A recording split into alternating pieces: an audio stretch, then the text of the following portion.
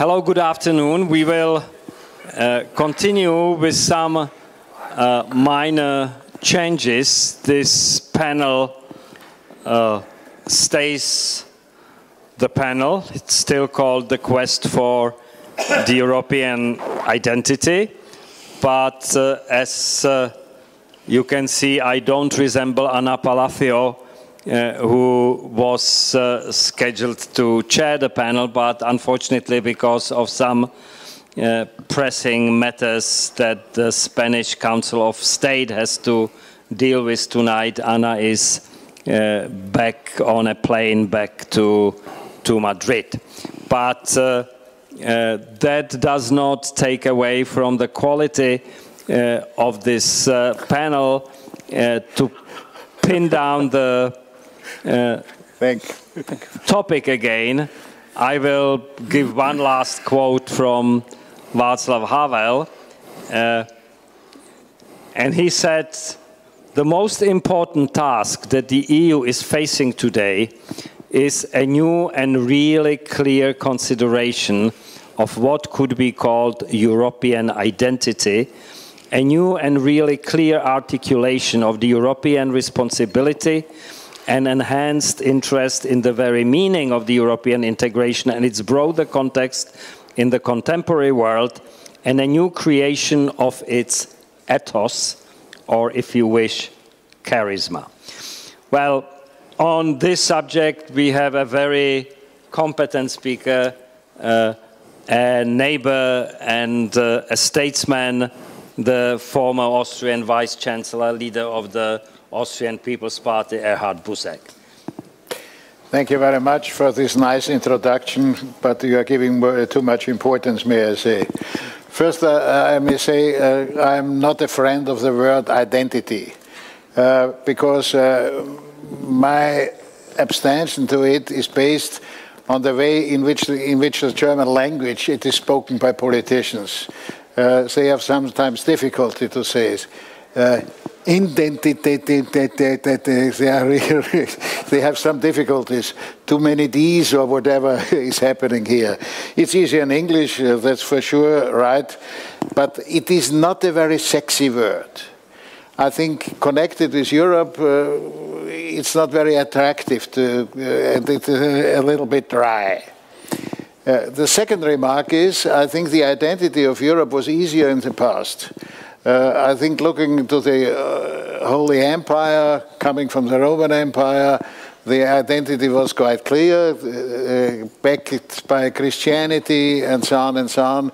We have a lot of expressions on this, Abendland or whatever is here said. So far, especially the French Revolution changed the perception of it and added something. The French Revolution added the nation. I think it was quite a normal word based on natus, where I'm born, but now it has developed to the nation state. And out of the perception of the nation state, a lot of difficulties and differences were created, and we arrived, for example, at Nationalsozialismus, whatever existed here. But it is a difficulty which is also going back. If I'm remembering the Habsburg monarchy, they had a coat of arms, and then there was written, indivisibiliter ac inseparabiliter. Two horrible Latin words, but they are mirroring the fact that if they are speaking about inseparability, they can separate, and indivisibility, they can be divided, which was really a result after the First World War. I think here you can see the difficulties which are coming really out of this. We as Europeans, or fans of the European Union, doing it in the same way. It's a nice word, unity in variety, whatever it means. I think unity in variety, if you are thinking on it logically, it's not possible. Either you have unity or you have variety. I think this is a real play of words with a difficult context. It has to be really said. I think, first of all, I may say, politics are not the real strategy for unity. Politics are living out of differences. of competition. Who is better received, and so on and so on. And we are living out of these differences. And the real problem for the Europeans, using identity or not using identity, is how can we live with these differences? We are now in the moment of a development against it. If you are looking to some developments like America first, Britain first, I think that means differentiation, and that does not mean unity. I think it means creating the own identity to point out that I am better as the other. That's very straight, and I'm wondering that there's not a tough intellectual discussion about it, because for sure it's really a horrible development. Because also, and that's a more important remark as my first, we are, by the whole development of the world, we are getting more in common. We are getting more in common by technology, we are getting more in common by economy, we are getting more by information. Internet is the instrument, I think, of unity in reality, even concerning the language. Because it's not anymore English. I have my doubts that we are speaking really English. It's a kind of, maybe, but it's not really English. But it is a lingua franca of our time. What we are not able to create is the right strategy, I think, to go with this more unity, having more in common by technology, economy, information, and so on and so on. I'll give you a primitive example. If you are going in the evening at home and looking to your TV set and you're switching through all the stations, you will see everywhere talk shows. One talk show after the other in every channel. I was wondering about, and really angry, why is there no European talk show? Because this might create something in this direction. I went to the European Broadcasting Union asking them, and I got a very interesting answer. It is impossible to do because we have to divide the advertisement between the different stations. It's a clear answer, a capitalistic answer, may I say, but I think it's very clear. We can do European Song Contest. This is a certain kind of unity and identity. We can do a lot of sporting games and, no problem. Even with the differences who will win and who is losing and so on and so on. But concerning politics and common understanding of Europe, it's not really happening. And I think this is one of the problems for sure existing. It's even going further on, but the difficulties created by the banking crisis, by the economic crisis, and so on, we are getting more in common. Look to the European Central Bank, for example. I think the majority of the member states is for more diversity and going in different directions, but they are happy to have the European Central Bank in reality. They will criticize it, but they are taking it, without any doubt. I think we are doing in common something on terrorism. We are getting out that we had not enough in common, because at every terror case it's coming out that they were not using the information of the other, or they were not getting the information of the other. Here you can see also what the real situation is. And this is not a mistake of the European Union, it is a mistake of the member states and all of the institutions. I may say the real problem of the European Union are the member states. Not the institutions in Brussels and so on and so on. Very differentiated also, but this is also a part really of variety. I think it's not necessary to explain you why it is, because you can imagine.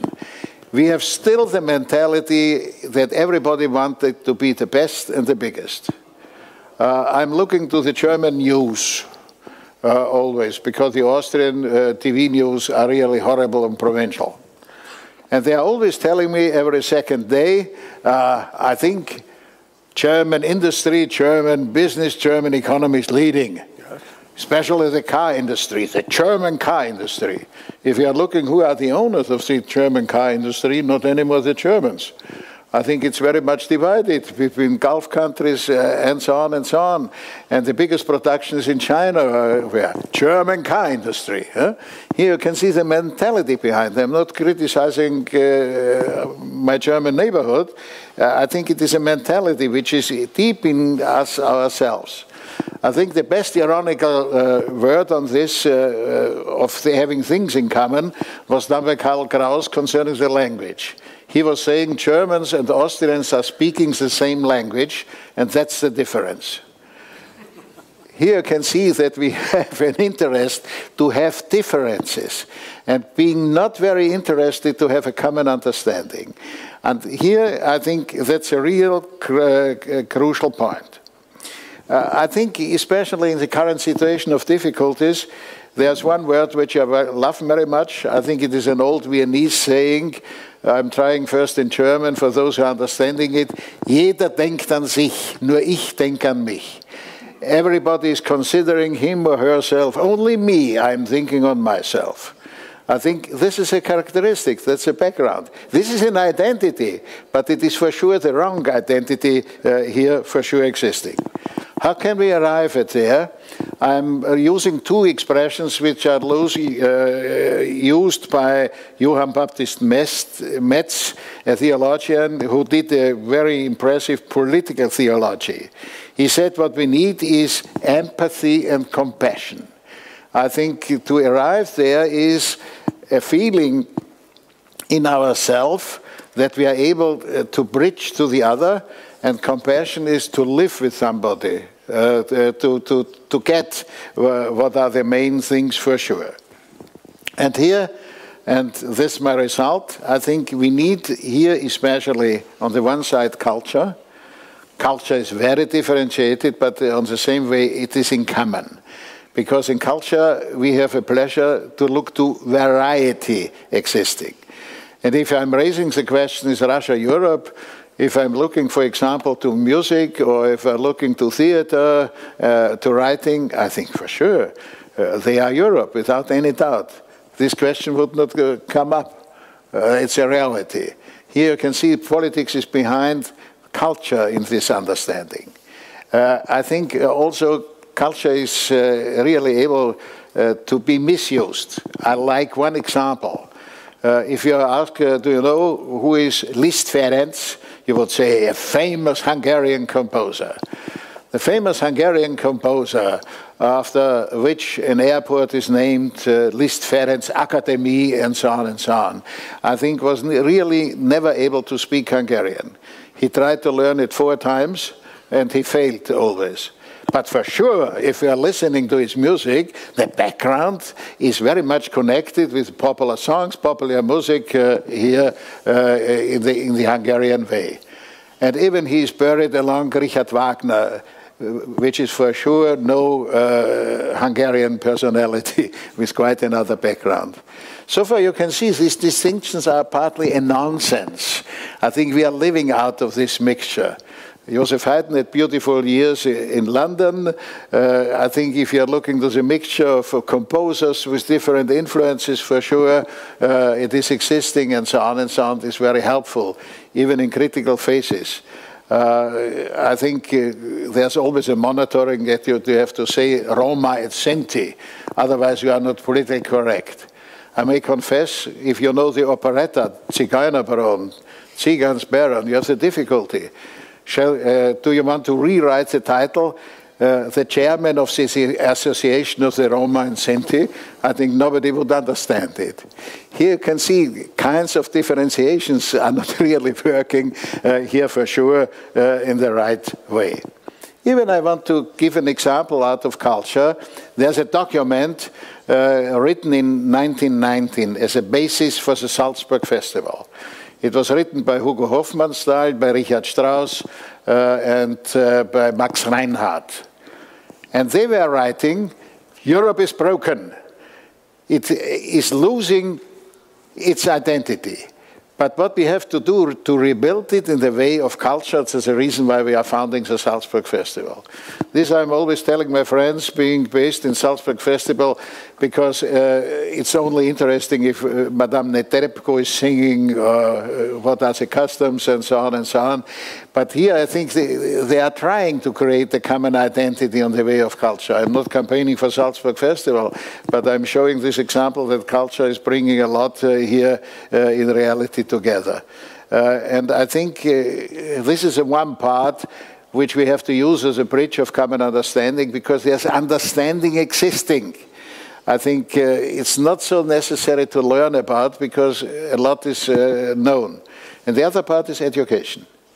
I think one of the big mistakes, and I'm a fan of the European Union, but one of the big mistakes is that education is not a common European subject. It is still part of the nation state. It is part of the member state, and they are responsible, and it is a huge nonsense, a real huge nonsense. I was Minister for Science and Research. I think here I was looking always to my German friends. Here is not even the nation state, Germany, responsible for the universities. I think all the different states along are responsible.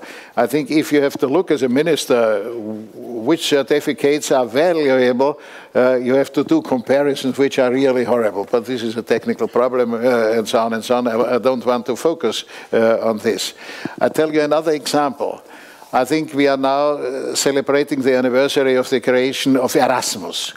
Erasmus is a huge contribution for identity, because by this exchange program they are learning other countries, other mentalities, and for sure. Do you know on which competence of the European Union Erasmus is fixed? There is no responsibility for education.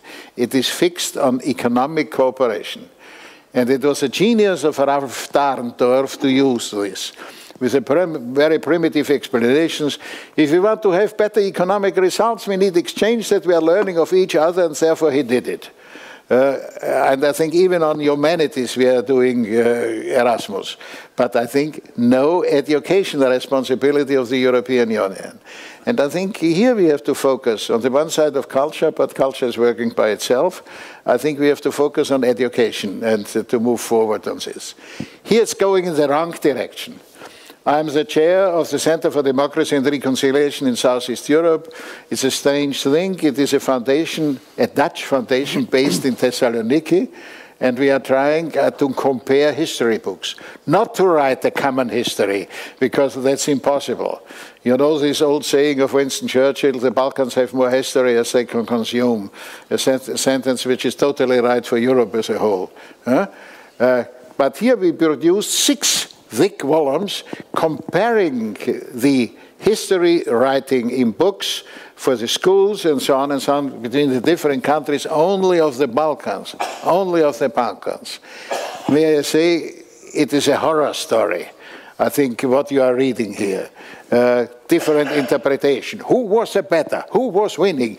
How big was my country? And so on and so on. You have different maps. Every map is lying in reality as a fact, because it's only true for a short time, because it's always changing. And I think even more worse are caricatures. If you are looking to the caricatures, I think you are really shocked by the fact. And here you can see, looking to the identity, we have to work on this education and culture as a way to it. We have no other alternative. Thank you very much for your patience.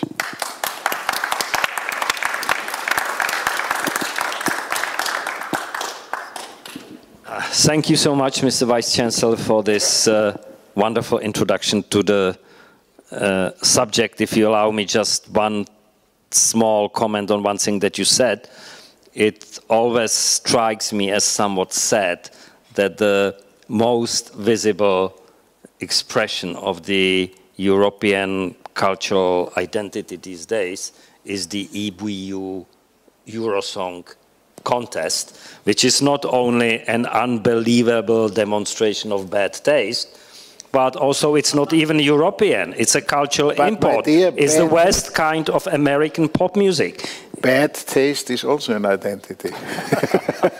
Yes, but I would hate if we should be defined by that quality as Europeans. It's, here you are right. What you said about the Salzburg Festival was much more encouraging than the Eurosong.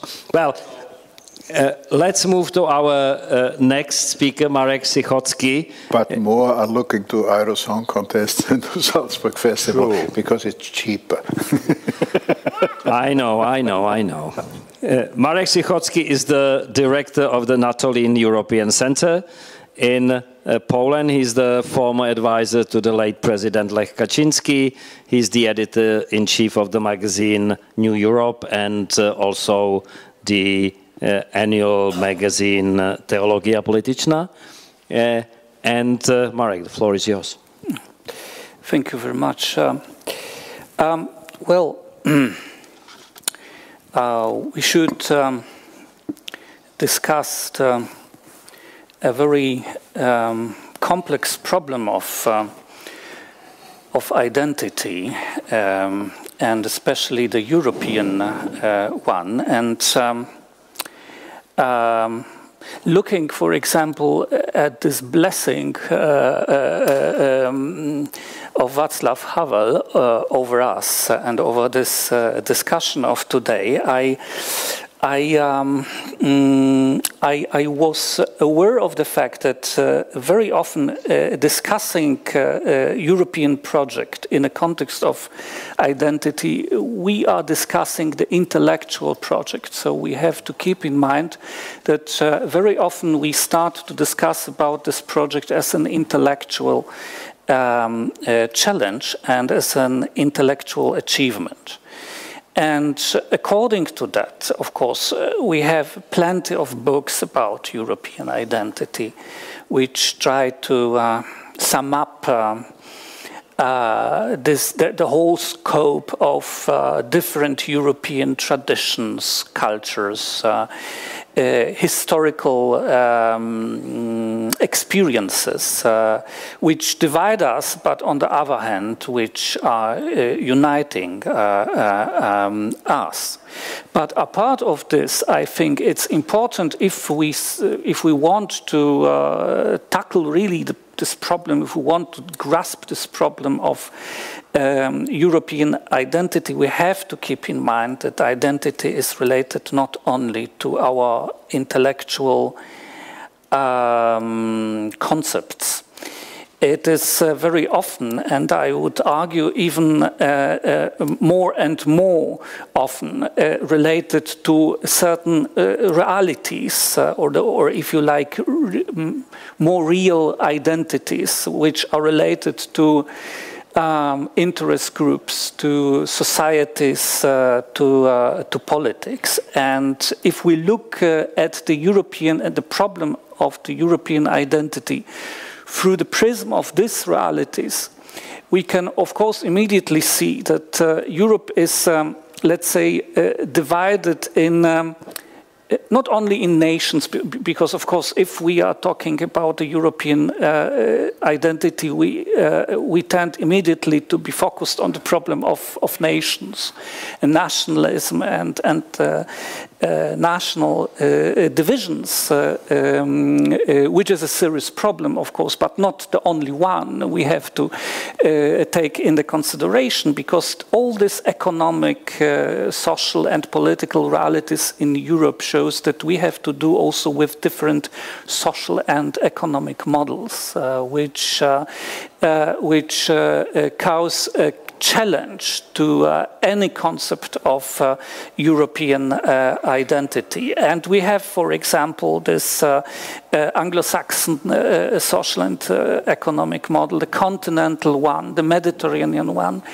The Nordic, I want that we forget our friends from north part of Europe. And of course, I would add the fifth model, which is the post-transformation model of Central Europe. And of course, these different models are not only important if we try to consider the problem of the for example, of the common market in Europe, because we have to embrace these different models through one concept of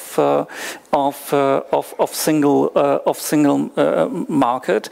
But it shows that we are challenging by different ways how to solve the social and economic problems if we want to achieve a certain level of unity in Europe, which is of course needed and which is of course desired because of geopolitical context, because we are under increasing pressure of geopolitical circumstances, which gives us any other way than just to look for a certain coherency in our social organization and economic organization, but also because of the challenge caused by these internal differences among these models. And Eurozone is a very good example how grave problems are borne by these social and economic differences if we would like to achieve a certain level of coherence. And now, I think it is not more possible to discuss the issue of the European identity apart of the problem of the Euro crisis and other waves of crisis we are facing in the last years in the European Union and in Europe as well. Because I think that it is even more difficult to achieve a certain level of common identity because of this crisis. So the problem we have, and that was exactly, I thought about this hearing Ms. Jorinda talking about this contradiction between, let's say, multi-speech Europe, which should bring us to more unity in the final end. That was exactly the problem with Euro. That was the promise that we can create a system which will make us more coherent, which will enable us to solve the problems caused by these social and economic differences. And something absolutely different has happened. So Euro, as it was established, was a vehicle enabling the increase of differences among the nations and among the social and economic models. And if we look now at the situation between the north part of the European Union and of the south European Union, this kind of disparity is much more bigger. And of course, the chance to achieve the unity is much more difficult after this experience of the Euro crisis. So I think that what we need really to understand the challenge of the European identity now is elaborate very precisely what has happened in the European Union in last years. For example, Professor Rupnik in the very beginning mentioned this functionalism in the approach to the European integration. I remember, of course, the article by Lord Dahrendorf, who was absolutely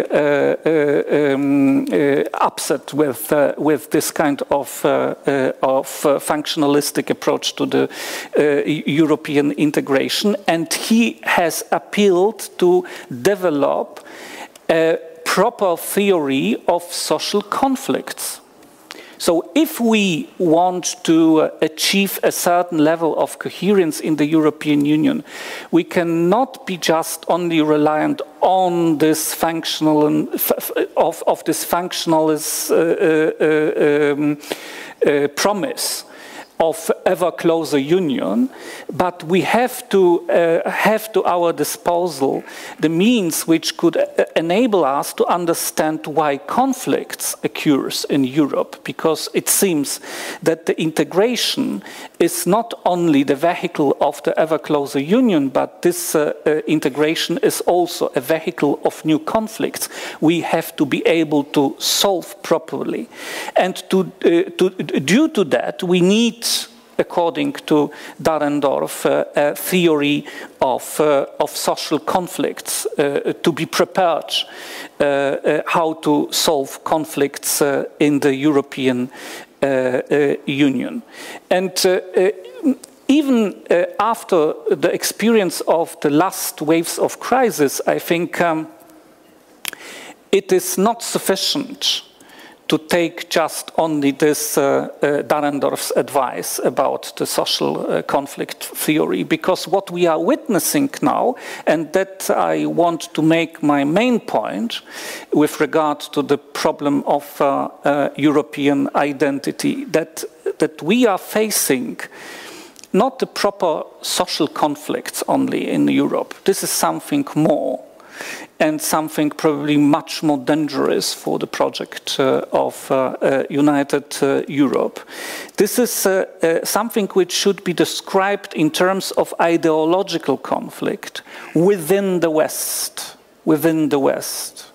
And this is something very dangerous, I think. So if we are talking, for example, now about the need of the multi-speed Europe, okay, I understand the reasons for that, but we have to understand the context in which we propose such a solution. This is a context of the increasing ideological conflict in Europe and in the West. So we have to be cautious. If we don't want, by implementing reasonable solutions, not to destroy the whole project.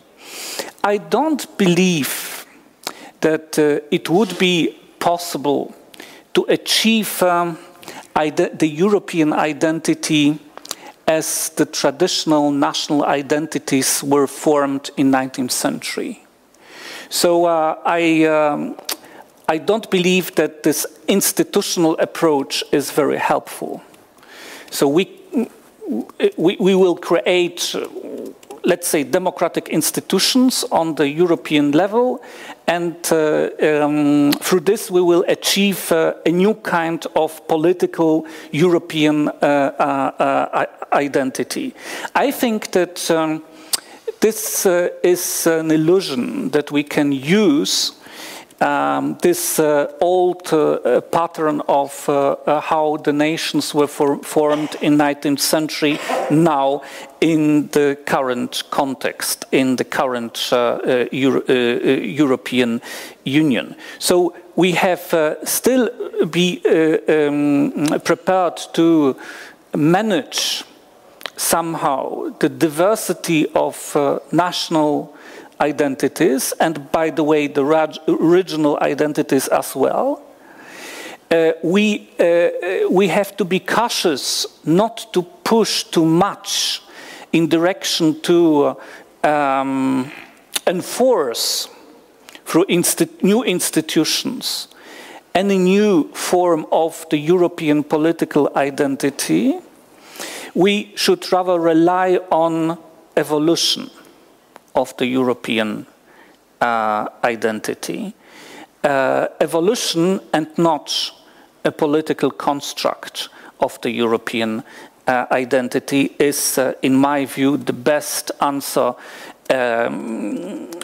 in this situation we have now in the European Union. And maybe the last conclusion with regard to this evolution I prefer. Maybe it is good that we have to go through the experience like Marine Le Pen, Farage, or other populist leaders in Europe. Maybe it is better for European identity and for the future to go through this painful experience, to draw better lesson from this, for be prepared and to be better enabled to tackle the problem of the European identity in future. Thank you.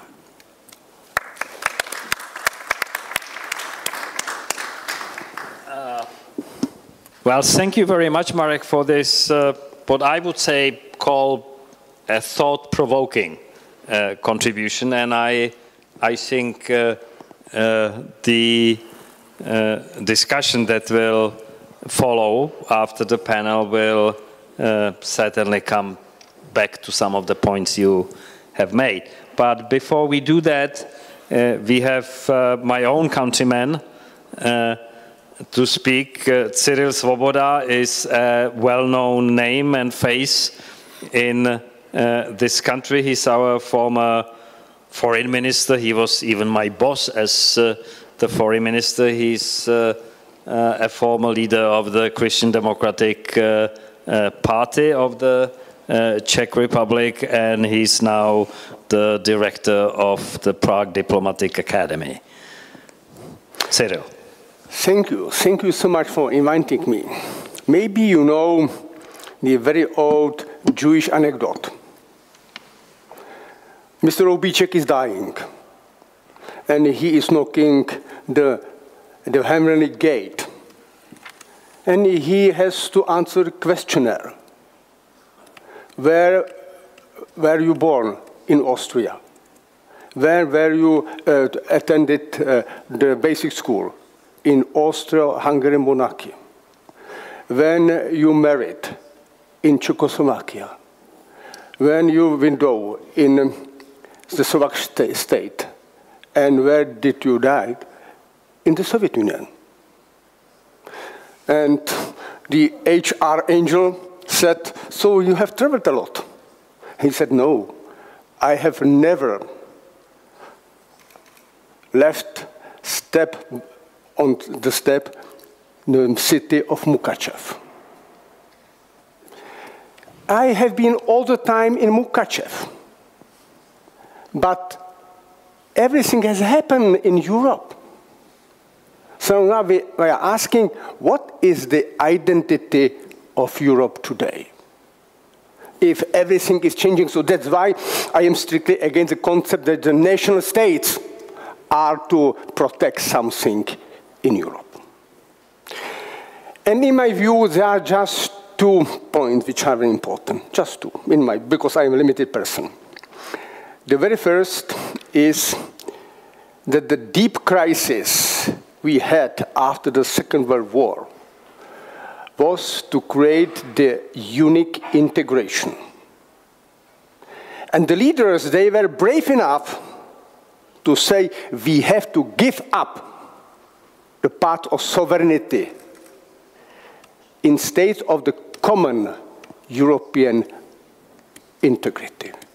And it was the only way how to survive and also later create a single market and how to be strong enough to keep United States in, Soviet Union apart, and to preserve the peace, as Monet said.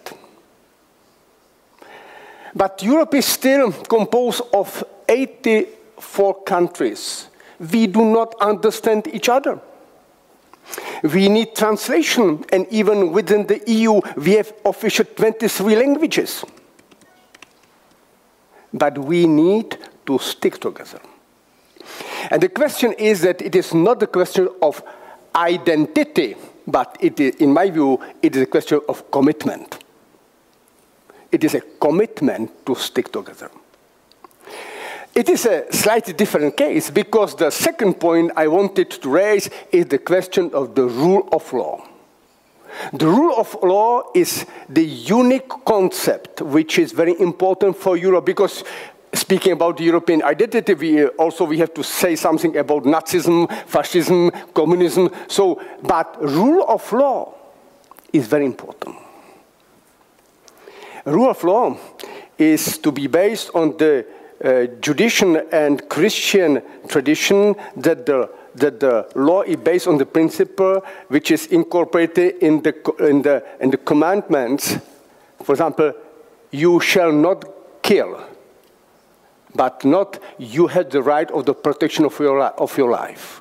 So this is the commitment, which is the way how to keep the unity of Europe and how to find something we are calling the European identity. It is a commitment.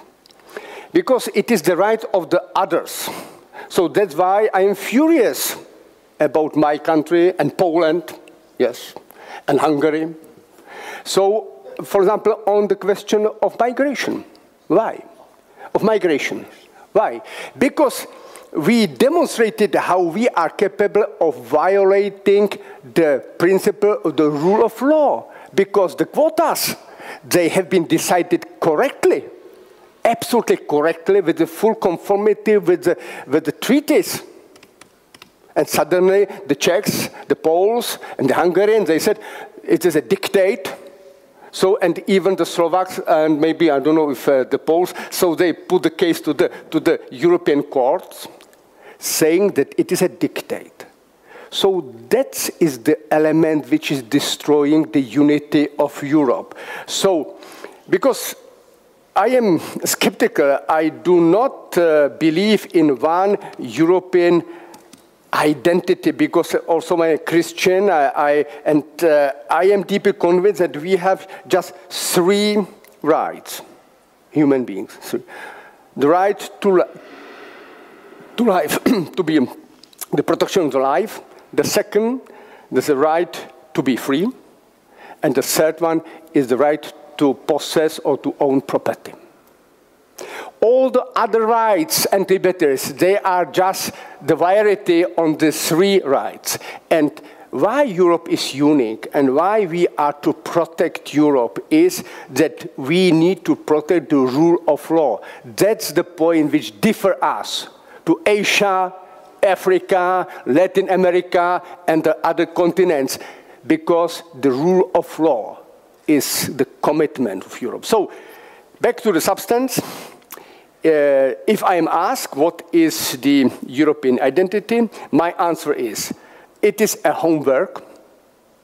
That's our commitment to unify Europe, and the instrument is to protect the open society based on the rule of law. Because if it is not the case, we are closer to Russia or to China, to the other countries, because there are some also very rich cultural roots. But the rule of law is the most fundamental element, so we have not only to protect, but also to defend and to create. So that's my small contribution, very limited contribution to the discussion. Thank you.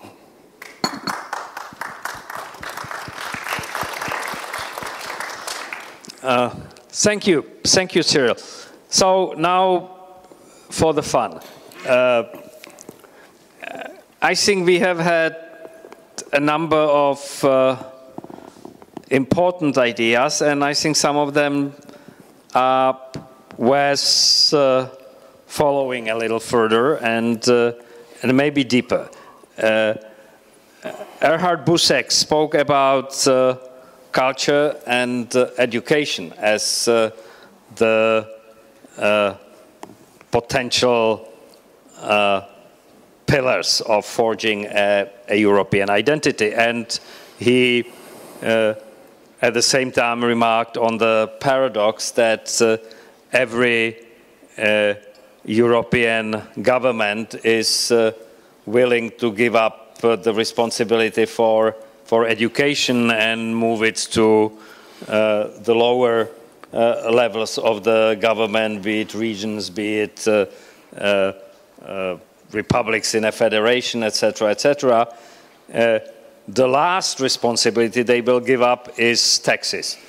And the only explanation that occurs to me is that education costs a whole lot of money and taxes can bring a whole lot of money, but it's certainly not the way to forge or help forge a common identity,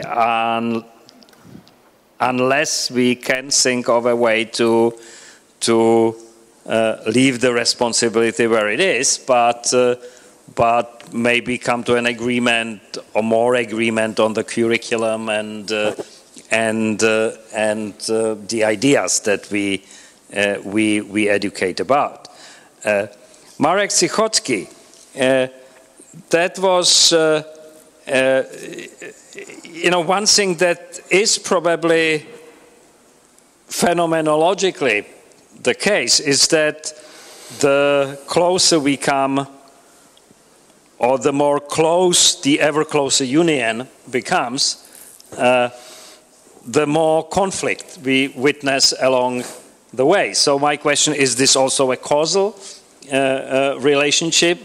Does the pressure or ambition towards the ever closer union engender the conflict or not? And you also, in this context, spoke about the emerging ideological conflict within the West, and I would be very happy if you could elaborate on that a little, what you mean by the ideological conflict, which ideas are coming into the conflict. And finally, Cyril is unfortunately right that we still need translation in dealing with each other in Europe. And what is worse, if it were not for the Irish, 2 years from now we would all be speaking a foreign language in the European Union after Britain leaves. So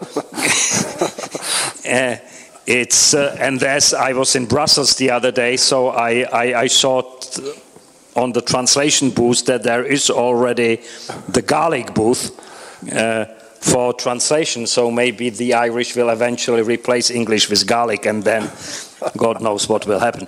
Well, that's but the Irish have to learn it. Most of them, yes.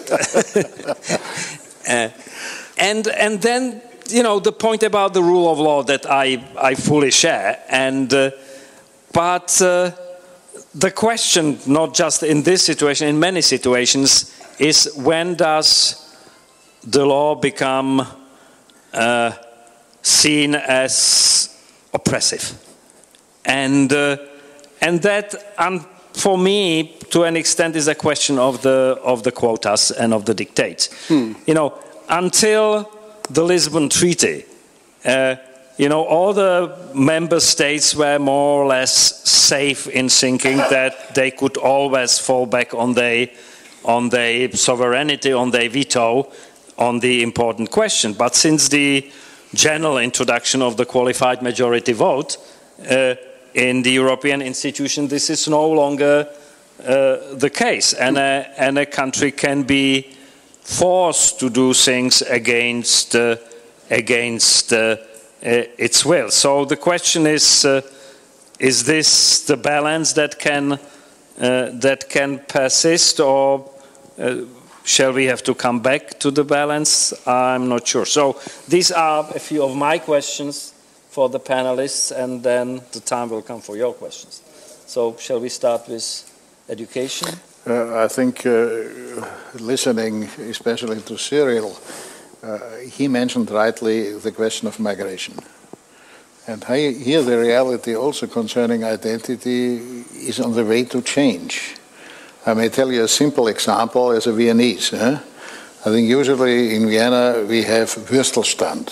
That's for Wiener Würstel, Viennese Würstel, as we are saying Frankfurter. I think here can you see the difference. Now it's rewritten on all the Würstelstand. It's written there, Würstel, Kebab, Falafel. Doner, yeah. This is a cultural change. Don't underestimate it. Maybe I'm telling a silly example of a reality which is existing.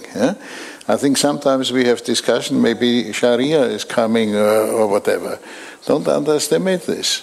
I think that's not a fight against or Islamophobia or whatever, but migration is one of the essentials of this globalization time. And so far it will be more difficult even to define Europe.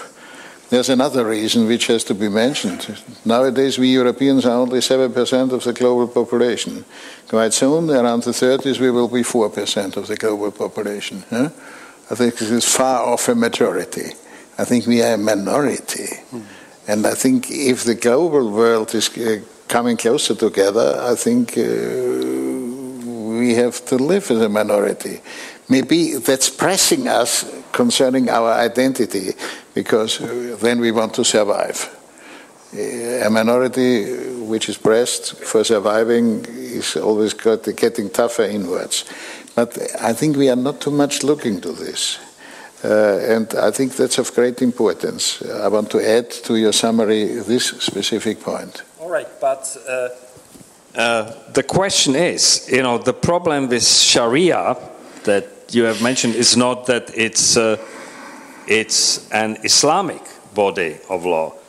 The problem is that it's a clerical body of law. It's a religious body of law. And my immediate question would be, is what we think of as our European identity compatible with laws coming not from the courts, not from the parliament, but from a divine will? I think we would have a major problem on our hands if that was the case. I think that if the population is going more to create a majority of them, then it will happen. I think that's not depending on the parliaments, it's depending in which composition the population is existing. Don't underestimate this. I think go to some French cities, villages. I think here you have another world with another cultural framework in the meanwhile. Well, I'm perfectly aware of that, but it also depends on the social strategy for dealing with the immigration. I mean, in the United States, there will soon, in 10 years or so, there will be more than 50% of people of non-European origin. Spanish. Yes, but non-European, and many of them Hispanics. But for most of the history of the United States, the prevailing attitude was that of the melting pot in which the migrants were made to accept the indigenous or the American, ideas of law and society and government, rather than imposing their own ideas on the society. Okay, I will stop prodding and move to Marek. Maybe Trump is a beginning of change. Maybe. So how about the ideological conflict? And maybe first this paradox you have asked. Then more we are close to the united Europe, the more problems, conflicts we create. And of course, this paradox sounds a little bit like this paradox of revolution voiced by Stalin, I think. So I don't like so much your hermeneutic question, because it resembles this Stalin's paradox. But no, this is what is considered, for example, by many post-functionalists, exactly, who tried to show the dilemmas deriving from this functional approach to the European integration. I think we have just to be aware of the fact that we start to touch problems which have belonged to the very essence of what we sometimes call the national sovereignty, or the sovereignty of nation states, which creates still the European Union. Still we have the European Union based in the treaties mainly on member states and then on the European citizens, but the European states are still they are bearing this institutional architecture of the European Union. So we have to be aware of the fact that we start to touch these spheres which are very sensitive, especially with regard to the democratic principle of self-determination. Without having any good answer what we could offer instead of this traditional self-determination principle exercised on the national level. Because to replace this by the European Parliament, for example, is still an idea, not reality. And we have still the problem, the very serious problem in the European Union of the representation and accountability. So far, the European institutions are concerned. So we are touching a very sensitive areas where till now the principle of the self-determination was acknowledged as this democratic form how to involve people in decision-making, and without having any good proposal what we have to offer instead of that on the European level. That is my answer to your first question. And the second one, ideological conflict. This is I mentioned Dahrendorf because he made this attempt, and I think it was very, very fruitful and very needed to make a break with this functionalist approach and to show that we have to understand the nature of social conflicts if we want seriously think about any form of European unity. But what we observe now is something more than just this typical social conflict, because Dahrendorf was convinced that each kind of conflict has to be deeply rooted in social structures. And each real social conflict represents a real social demands and expectations. And I think what we're witnessing now is something different and something more than we have a conflict revolving around the concept of the liberal order, and which is questioned by different movements which use different ideas and different concepts, accelerated, by the way, through the digital revolution and its impact on the ways of the communication and how the opinions are shaped, formed, and circulated.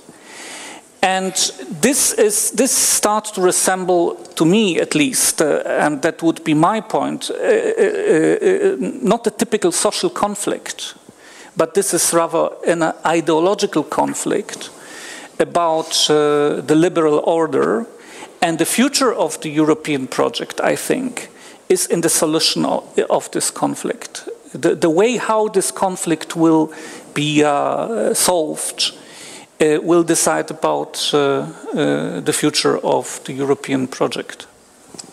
So, if I understand you correctly, we're speaking here about two kinds of ideological conflict. One between the idea of a nation state and the idea of what's described as post-national Europe, and the other one between the liberal order and alternative ideas challenging that order. The second of those conflicts is not really specific only for Europe. It's a problem of the West.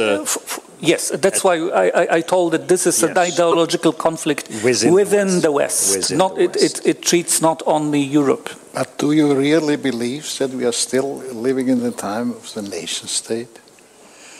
I think that's an illusion. The so-called nation state, every nation state is depending on a lot of other things, international regulations, international developments, and so on and so on. It's remembering a nice history. This is obvious. This is obvious. I agree entirely with you, and I don't deny the interdependence between the states, between nations, between societies. But legally, that was my point. The European Union is formed by member states, which are the form of nation states, independently, of course. The laws of these nation states, the legislation is very much influenced by international developments. Yes, and I think they are not done in the way of the nation state. Yes, of I think course. here lobbies by industrial groups and are quite more important than the nation state. It is an illusion. Yes, of course. I think we are living on this illusion. Cyril knows it, I know it, but it is illusion. But this is not the comment to me. All right. So let's move to the rule of law and how much rule is too much rule, and yes, that's a good question, because you are right, Michael, that sometimes so the rule could be very oppressive. But so there's a question of what. So, but the rule of law is based on the respect to the human rights, to the pluralistic political system, so to the independent judiciary, etc. This is the concept of the rule of law. Why I'm still stressing this way? Because, you know, in the document of the European Commission from 2014, Strategy for Migration, there's a chapter number 4, I guess, and there the Commission says, in this decade, starting 2017, we will need 17.5 million people on the labor market in Europe. In the white paper, so the white paper of the European Commission, so in my view, this is the useless paper, but there are some important figures. One is that the average age in Europe is 45, and in Africa, 21. The second figure coming from this document is that in the year 1900, Europe represented 26% of the population, and in 2000, I don't know, 50 or 60, will represent just 2. So the dying, so the problem of aging of the society is very, very important for us. So that's the paradox. We have to protect Europe, and I am vigorously in protecting European external borders. I am vigorously in favor. But the question is that we will need people. yes, And the question is how to prepare the society. Just to say the rule of law is the way, because if we are strengthening the national interest, the national differences, the national roots, so we will prepare the society against accepting people who are coming from abroad. Absolutely. And I will fully agree, but these are two issues that are somewhat different. Nobody. Yes, going back to the so the qualified majority is the only way how to solve the problem. Right, so because if there's a unanimity, I'm sorry, it's not the case. I mean, nobody denies that we need more labor. The question is whether it is the prerogative of the member states or of the Union to choose the ways in which to bring in the labor. But what we are talking here is not migration policies. We're talking about asylum policies. And that's a major difference, because asylum policies are a matter for the European Union, for the common European policy. Migration policies so far are not. And the whole bloody mess about the quotas came into being because of the mix-up of the asylum policies with migration policies. And that's a questionable thing. Yes, but so in my view, the very first step is to protect the external borders. So if we are, and I think that it is possible to organize the civil and military operation alongside the coastlines of the countries in North Africa, so to protect the external borders of the Europe. So I think it is possible. It is possible, and it is technically possible. But the question is how to share the burden of so in dealing with those who are today in Europe. So I wrote my dissertation on this issue, and I was asked, so what is your advice? Because it is still in all the penal codes, even in the Czech penal code, it is prohibited illegally to cross the borders. Still, it is a criminal act. And I was asked, so what is your advice to the humanitarian organizations if they are helping people in need, so to go further to Europe? Because officially they are also committing the criminal activity, because even the rules, the European rules, are saying that it is a criminal act. So, but we need to change the mentality in Europe, and my suggestion is just to say, so the civic society is the way, and the rule of law, and we have to be ready to accept the other people coming from outside. All right, now let's open it to the floor. Questions. I see one hand over there, one hand over there. We start here. And I see another hand, Roman Joch in the back, and Charles is the fourth. I hope we still have about 12 minutes, so we should be able to do it. Please. Jakob Wilke, I'm a student in southern Germany. I had difficulties understanding one thing previously when Mr. Svoboda was talking. Maybe it's a very basic misunderstanding we had. You were talking about some inherent values in identity, and you were talking about the rule of law. You were talking about that we have to strive for the rule of law to be a basic part of a European identity. But then you were also talking about the identities that are not European. You used the words Asian, African, and so on. But if we strive for something to be a value in an identity, then it cannot be inherent, because we can change how much it is in this identity. So can those other identities inherently not have the rule of law in them, or is it not possible to strive for it there? I just don't understand the logic of your argument. Could you clarify that? Yes, I can. So, because I am very skeptical as far as the European identity, because in my view nothing like that does exist. you know, I am a limited person, so I do not understand what does it mean European identity, because Europe gave to the mankind, to history, so everything, a lot of positive achievements, and also some negative acts. So, but I am asking myself, what is the way how to unify Europe, and what is to be, in my view, so the unifying element for Europe? And my answer is the rule of law. So that's my answer. So that's so. Yeah. Yeah.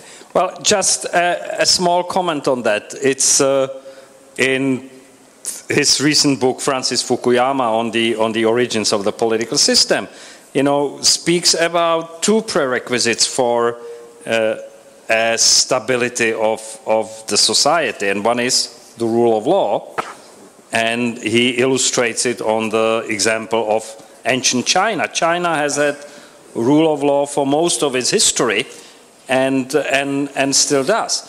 But the other principle is accountability, which means that democratic institutions that answer to the people, to the society, to the voters, which the Chinese don't have, and which are a part of what we think of as the Western identity today. So there would be that difference that I would submit.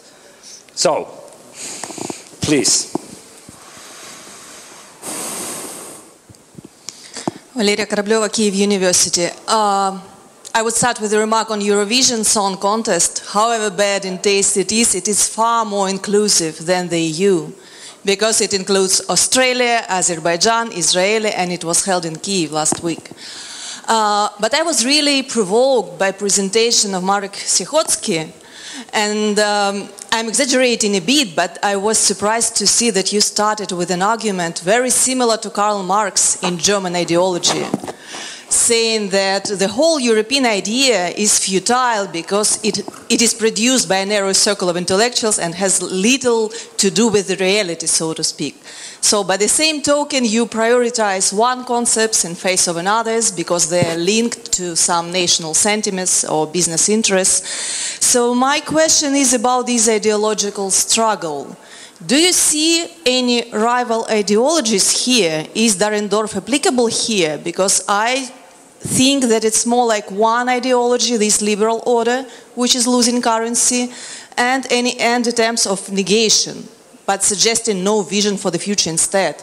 As Zygmunt Bauman said, utopia versus retrotopia, so simply going back to the past. So can you comment on that, please? Thank you. A very interesting question, if I know the answer. I think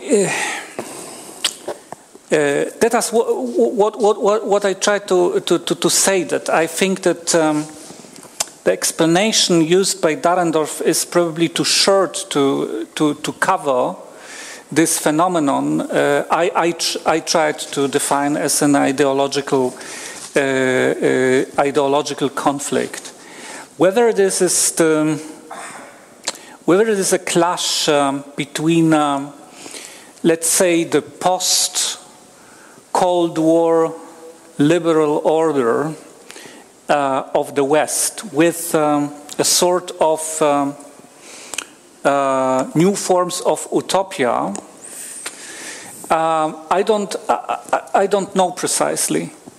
My feeling is just that I think that this is maybe a sort of traditional utopias which tries to undermine this post-Cold War liberal order, because many people in United States, for example, who voted for Trump, or many people who voted against Macron in France, for example, but on the right and on the left side, because this kind of utopia is not only typical for this right spectrum of politics. It is present also on the left, in my opinion. Many of them in different, and Brexit is another interesting example of this sentimental and traditional kind of utopia. Is an attempt to go back to old times. For example, many people voted for Trump. They have declared that the best period in the American history were 50s. And the whole problem with current America is that this kind of world, this kind of America of 50s is lost, doesn't exist anymore. And they don't feel as they feel as strangers in their own country. That was the argument used very often, resembling, for example, the argument from many people in Great Britain voting for the Brexit, that they want to have their country back in their hands. But what does it exactly mean? They don't want, of course. And very often those who are trying to convince them to vote for the change, they are not able to give a proper answer to what would it mean. So I would rather say that this kind of utopia, which is probably on the other side of this ideological conflict, will be a great disillusion in the effect, in the consequence.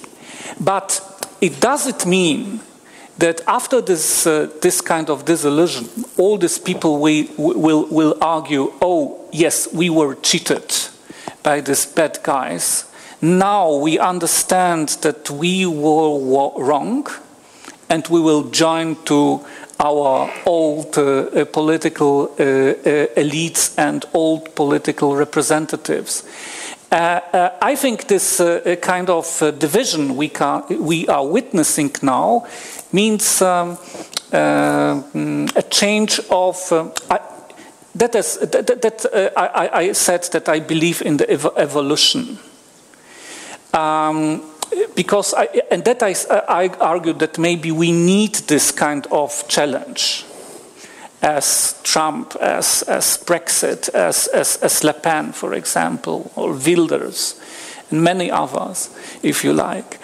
We need this kind of experience, not only to understand that there is no such a simple, straight path to the final solution, to the final project we want to build up. That this process is much more complicated, but we need it also to improve and to reform our post-Cold War liberal order, because I believe that this order was not without sins. And it should be improved. But of course, not in this utopian manner. It should be improved in the liberal manner. So what I hope from this whole ideological crisis is that liberalism will gain ability to self-reform. Thank you. Roman Joch, and I apologize, I'm afraid it will have to be the last question. I have a challenge to Mr. Svoboda's position on migration and especially on quotas. I acknowledge that you are probably legally right, that by majority voting the Central European institution could impose quotas. I don't challenge that. I agree you are right, probably. However, I would maintain that the very idea of imposing quotas on unwilling not only countries but populations was extremely imprudent. Look, in the original understanding of the EU, we all have decided that we will treat citizens of other EU countries as equal. They are no longer foreigners, they are fellow European citizens. However, in the original understanding, there was no such a bargain considering foreigners, non-EU citizens. And now we were told that we must accept foreigners, meaning non-EU citizens, against the will of the government. And even though legally probably correct, that was imprudent because striking at the heart of democratic legitimacy. Like 27 EU member states, with the exception of France, deciding that the EU should get rid of the common agricultural policy. Legally probably correct, but it would be extremely anti-French measure. And you shouldn't violate popular sentiments in such important countries as France.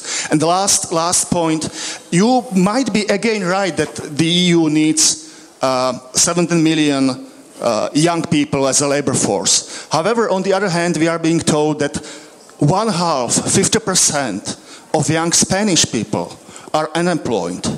Shouldn't we rather employ Spanish fellow European citizens than non-European citizens? Yes. Thank you. So because I are limited from the time point of view, so back to the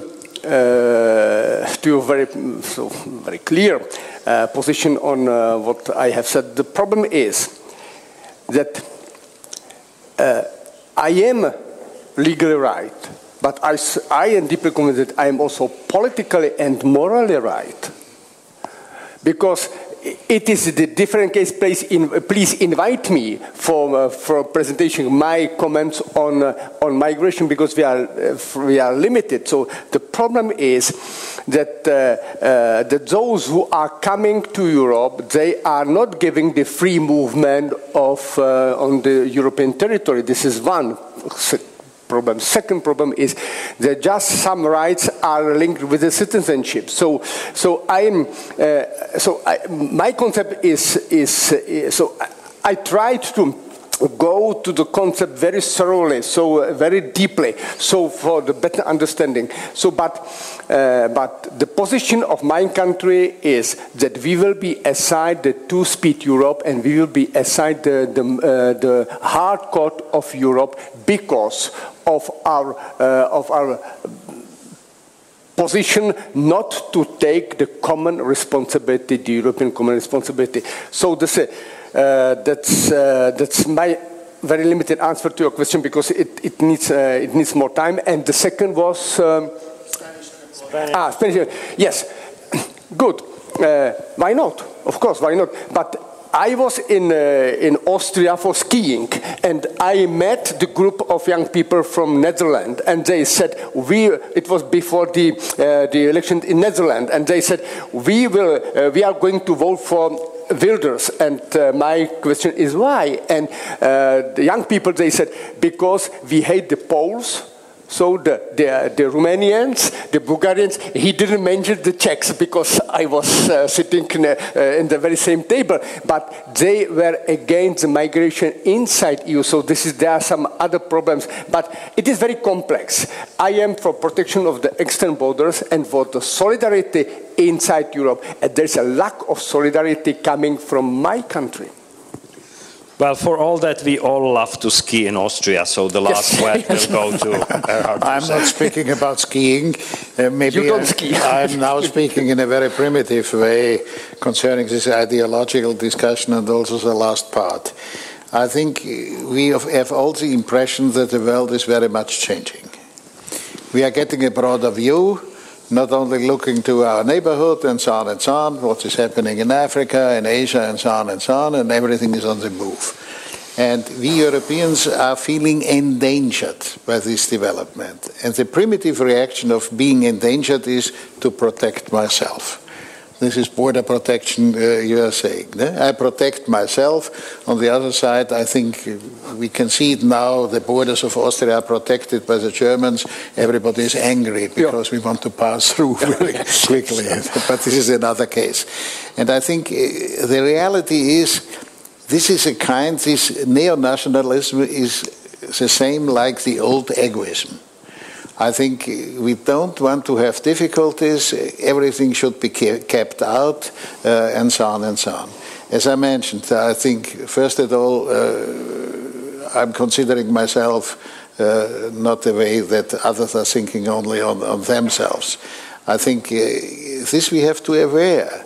I think we are living in a time, I was impressed when you spoke about ideology. I have the feeling we are living in a time where no ideology is anymore existing. I think where is solidarity? I think also the Christian religions are not really able to express caritas, as the Catholic I may say. Where is solidarność? I think even the idea vanished totally. It is self-protection. And self-protection is always on distance to the other. In a time where we are even more depending on each other. I think in Austria also everybody is against migration. We can close our hospitals, not having the Slovaks, the Polish nurses, and. It's not understood. That's natural. They have to do it. And I think here we need a political discussion about it. I'm a fan of ideology, but I fear that's a little bit too high. We shall go more deep to the roots. Well, thank you, and I will thank you all in this wonderful panel. And I think we kept to the topic, we kept to the time, and we had some interesting exchanges. And so I will free the panel from its duties now, and we have our very last speaker to sum up what went on here during the day. He has an excuse because of his parliamentary duties. He only came during the discussion, so he missed the earlier part of the morning, but I think we will still be interested to hear Karel Schwarzenberg, our former foreign minister, leader of the Top 09 party, the chief of staff to this gentleman Václav Havel, whom we all served at the same time. And so, Karel, please. Já budu potřebovat jednu židli. Budu potřebovat židli. Where should I start? Please join the Vice Chancellor and me here on the podium, and you will get a mic. And he was also Vice Prime Minister. Oh yes, I missed out on some of his titles, right? Well, it was an interesting day for me, to be quite honest, and I won't summarize the discussion because there were so many different views and interesting aspects that either would I have to repeat everything or it would make no great sense. But what impressed me was the generally skeptic attitude towards the future of European Union. I didn't hear any really optimistic sound. And now, let's be honest. It is still an incredible thing, the European Union. It was founded 60 years ago. It developed the whole time, and the process is yet finished. And it was an incredible success. It was made really a world of peace possible in Europe. It was what nobody expected in such degree, an enormous economic success, and all are grumbling. That's the interesting view. I always said that, of course, at the Parliament of Strasbourg, at the entrance should be a monument of the two founders of United Europe. These two men were called Adolf Hitler and Joseph Stalin, were called Vissarionovich Chugashvili, because without them, the European nations and states would have never been able to create something similar to the European Union. They made it possible. They made the change in the minds of our fathers and grandfathers. But evidently, the Schwarzenberg rule of history is valid in this case too. Historical experience don't transfer from one generation to the other. Prejudices, yes. And so, as slowly, the awful events of World War II and post-war arrangements of Europe disappears at the horizon of the history.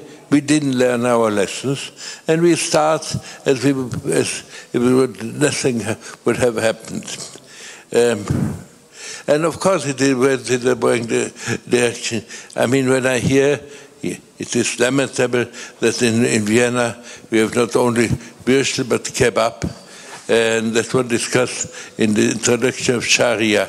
I always hoped that the big Muslim influence will bring us the introduction of harem, but not of the Sharia. But once again, I was disappointed. But beside of this simple fact, I do think we should be realistic and acknowledge what an enormous progress we achieved during the late decades.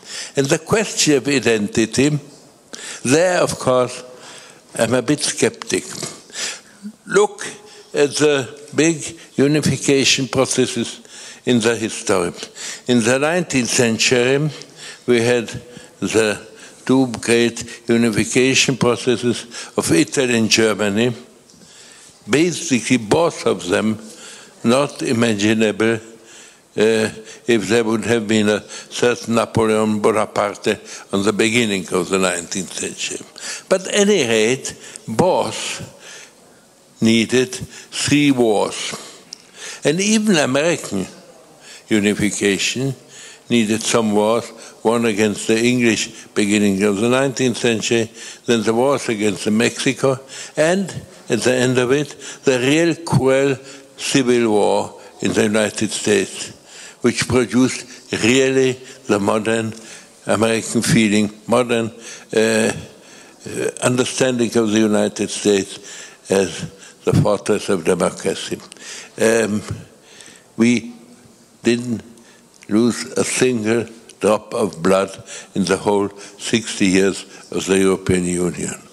But if I look back at history, I know that Italians felt really Italian only after the wars of the Risorgimento, that the Germans slowly changed their identity from being Prussians, Bavarians, Hanoverians, Saxons to be Germans after the war 1860, and we didn't have yet such a great confrontation. And I am afraid a really feeling of European identity will only be, I hope it won't be a cruel war, but only if we have really a great confrontation, because you define your identity always in contrast to the others, as we don't have it didn't have it in the last years. One contrast was, yes, to the communist world, but there are Europeans in Eastern Europe too, and our great allies were the Americans. It was not able. We didn't have yet the big confrontation where we can say we Europeans and the other our enemies. And as long as that is, they will develop no European identity, or maybe after centuries of generation, because these processes of winning a new identity is, as a rule, only possible under extraordinary circumstances like a war or similar things. So, on one side, let's hope that the European identity will develop, but with a peaceful development, it will need many generations, or we will acquire it, but let's be honest, probably the price will be very high. Nevertheless, there is something which gives me at least a slight hope. Cyril Svoboda told us about the Dutch he met skiing, and who declared them how they hate the Bulgarians or Romanians or whatever. But I see another thing, that the really younger generation those people who grew up after 89, don't have so many prejudices as a slightly older generation. Because the youngsters nowadays of Prague and Warsaw are much more similar to the young people of Rome or London or Paris or Vienna than they were 40 years ago. And if I watch them in some places, be it in a discotheque or in a coffee house on the street, they understand each other much better than we in our generation did. So maybe really, very slowly, there grows a new identity, for very simply because they study at the same places as the young people from Czech Republic, from Austria, and from Poland, or France, or Belgium, or wish to study in London or United States, travel there, and there they meet. And these very similar hopes for the future, the same sympathy for the same kind of music and so on, grows a certain tolerance and understanding of each other.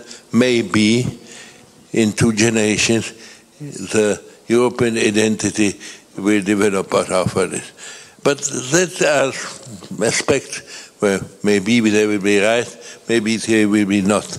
But what I do think is important for us here, who basically are pro-European, is that we finally awake of this depressive view of the development of Europe. Naturally, European Union, like any institution in the world, needs reforms, and the European Union needs really reforms, which are blocked by this. By the states and circumstances, partly by the bureaucracy in Brussels too. But if we look what we have achieved, and that still we can manage our challenges, let's be not so depressive and pessimistic. I think we have good reason to believe in a European future, but of course, if we will give up the battle before even somebody fired a shot, then the European Union is lost.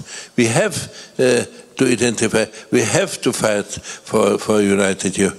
Each generation has to do something for this continent, that it keeps the rule of law, that it keeps democratic and keeps free, as we have seen in the last years. Maybe sometimes the dangers won't be from outside, but we are able to create those dangers in our own nations too, giving up the ideas of democracy and liberty and equality. But I think it's a challenge for us, and I wouldn't be so pessimistic. What was the general tone of today's discussions? There are still so many bright aspects that we should see them too, and don't always get the illusion, if things didn't develop so as we thought in our younger times, world is going down the drain. Each generation thought it when they got older, it won't get. Thank you very much.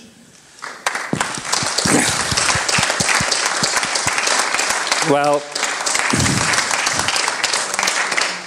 thank you so much, Karel, for this dose of optimism, so typical of you. But I wouldn't want you to get the wrong impression. It's maybe that you missed the morning part of the debate, but compared to some of the similar debates over the last 2 years, I, for one, and I hope some of you agree with me, I have noted a tone of cautious optimism, on the geopolitics of Europe, on the perspectives of the integration process. These were our 2 panels in the morning. On the identity, we're not yet there, but as you said, I mean, if it takes a major conflagration to win an identity, then maybe it's not worth it. So, on this note, we will conclude this part of the proceedings, but there is more to follow. There is an extravaganza now, I understand, combined with a glass of wine, and on that we will conclude today's proceedings. Our hostesses will instruct you on where to head for the extravaganza. It has to do with Václav Havel. You will learn things you've never known about Václav Havel, and you never will. And I've seen it before. It's fun.